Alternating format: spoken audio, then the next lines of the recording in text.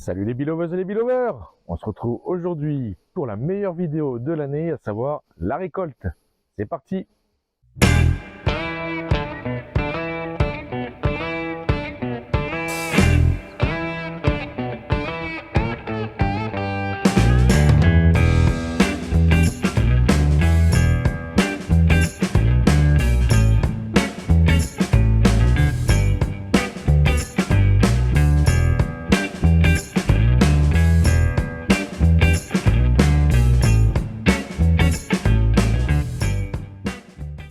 Allez, c'est parti, on se retrouve environ 4 semaines depuis le dernier tournage que j'ai fait pour la chaîne.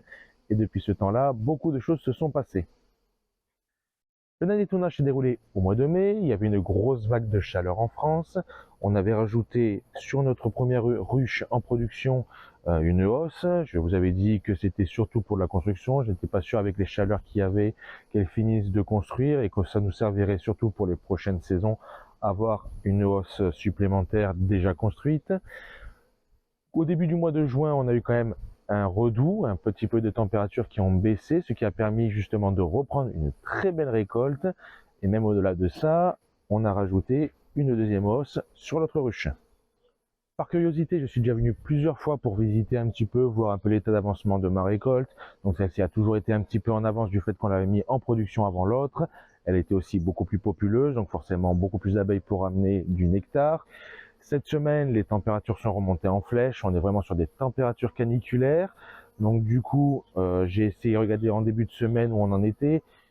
On avait une belle operculation sur quasiment tous les cadres sur la deuxième hausse, tandis que celle-ci était au début de l'operculation.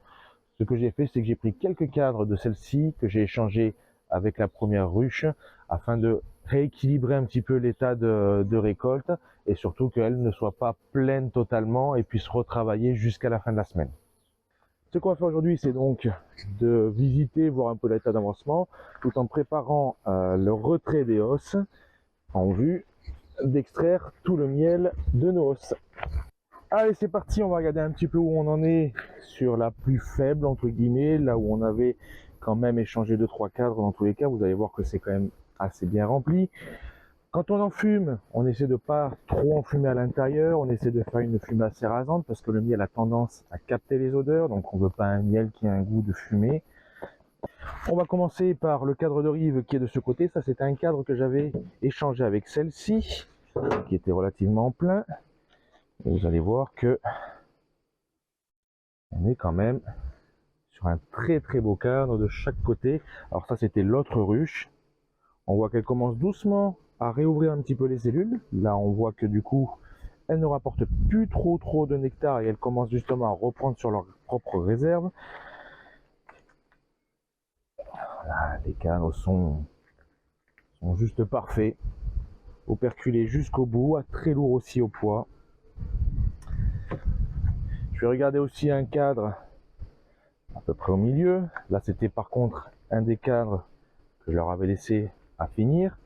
On voit que c'est quasiment operculé jusqu'en bas. Un tout petit peu de cellules, mais vraiment rien du tout qui n'est pas encore operculé. On voit une petite dizaine de cellules ici qui ne sont pas encore operculées. On voit que elles ont quand même bien construit aussi sur le haut des cadres. Elles demandaient beaucoup d'espace pour construire. Depuis le début, elles construisaient beaucoup. Je vais regarder celui qui est juste à côté. On va pas trop manipuler parce que vu qu'elles ont bien construit, elles ont beaucoup de cellules qui gênent et qui risqueraient de désoperculer en manipulant. Et pareil, hein, on est sur des cadres quasiment pleins. Elle ne peut quasiment plus rien ramener étant donné que tout est operculé. Par curiosité, dans tous les cas, vous allez voir que j'aurai besoin dans tous les cas de l'enlever pour manipuler. On va regarder la hausse qui est en bas. Donc là, avec l'autre, vous ne la verrez pas trop, mais je vais vous soulever les cadres aussi. Et la hausse est très lourde. C'est pareil, hein. Un cadre parfait. Parfait. On voit que c'est operculé jusqu'en bas. Ça promet vraiment une récolte record encore cette année. Chaque année, je bats des records. Mais cette année, avec 4 hausses, je pense que je vais battre un sacré record. On va regarder la deuxième ruche. Celle qui était normalement la plus avancée. Donc là, les quelques cadres centraux qu'on va sortir, c'est des cadres qui sont de l'autre colonie qui n'était pas encore finie et qui prenaient un petit peu de temps. Donc je leur ai donné parce que je voyais qu'elle allait un peu plus vite. Là, je vais vous montrer un des cadres que j'avais laissé sur celle-là. Donc ça, c'est de la rive côté soleil. Donc normalement, c'était la moins remplie. On voit que pour autant, même si c'est la moins remplie, on a quand même quelques cellules ici aussi qui sont ouvertes. Elles reprennent un petit peu de réserve elles aussi. On va passer à l'étage du dessous. Dans tous les cas, il faudra la déplacer elle aussi. Encore une hausse très très lourde. Là, on le voit encore une fois, hein, rien qu'à la construction, c'est un petit peu anarchique. Et ça veut dire qu'elles ont vraiment bien rempli les cadres. Ça fait un petit moment qu'on n'était pas descendu. Même lorsque je venais de temps en temps, par curiosité, hors caméra, je ne déplaçais pas les hausses. Je regardais vraiment l'état d'avancement seulement des hausses supérieures. Et là, je vais regarder du coup où elles en sont sur le bas. Et là aussi, on voit une très belle couleur, très orangée. Un cadre très avancé. Donc elles ont vraiment poussé très loin la récolte. On voit qu'elles ont même construit sur le haut du cadre. Du coup, je le dis à chaque récolte, mais je vais le répéter encore une fois ici. On a 3 principales méthodes pour commencer à préparer notre récolte, du moins le retrait de nos hausses. L'idée étant évidemment que lorsqu'on extrait le miel dans la centrifugeuse, de ne pas avoir autant d'abeilles sur les cadres, même de ne pas en avoir du tout si possible. Donc 3 méthodes principales. La première, c'est de prendre cadre un à un et utiliser une brosse spéciale pour les abeilles avec un poil très doux.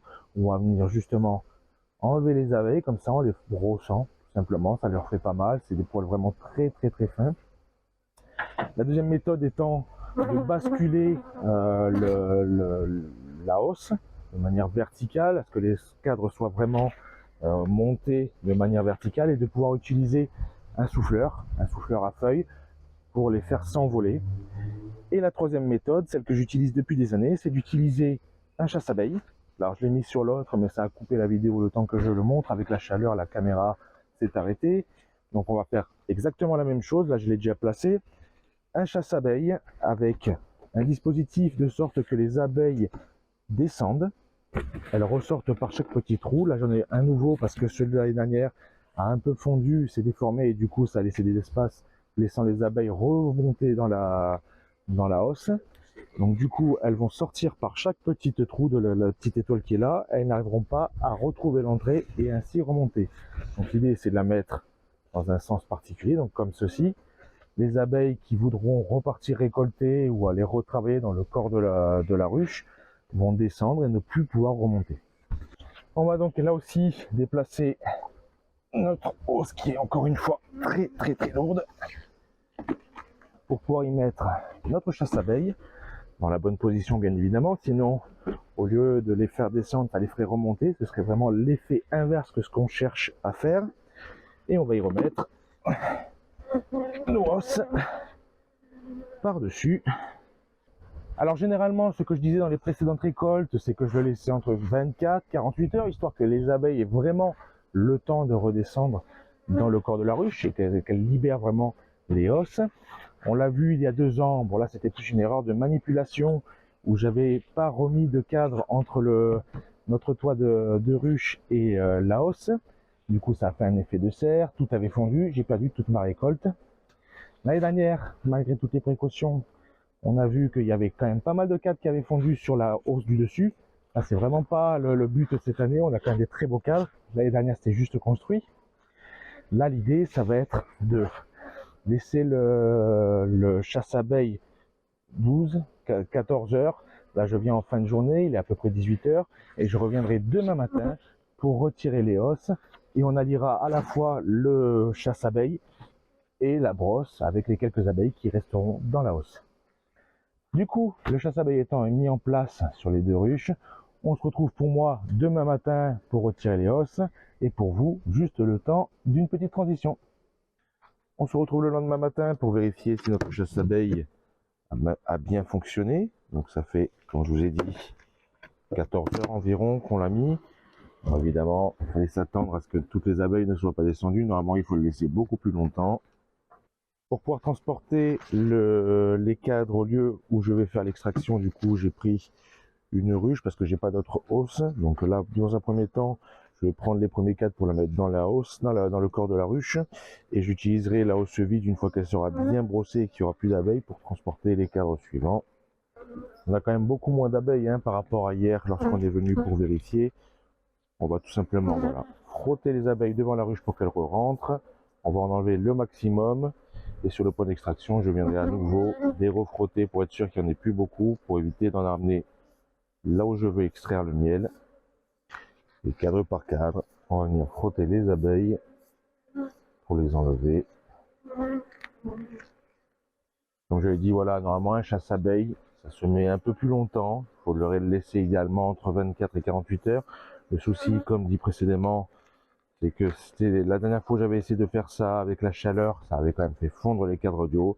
On voit qu'on arrive à récolter du coup des très beaux cadres qui sont pas fondus, qui n'ont pas eu le temps de fondre du moins, étant donné qu'on les a laissés que la nuit.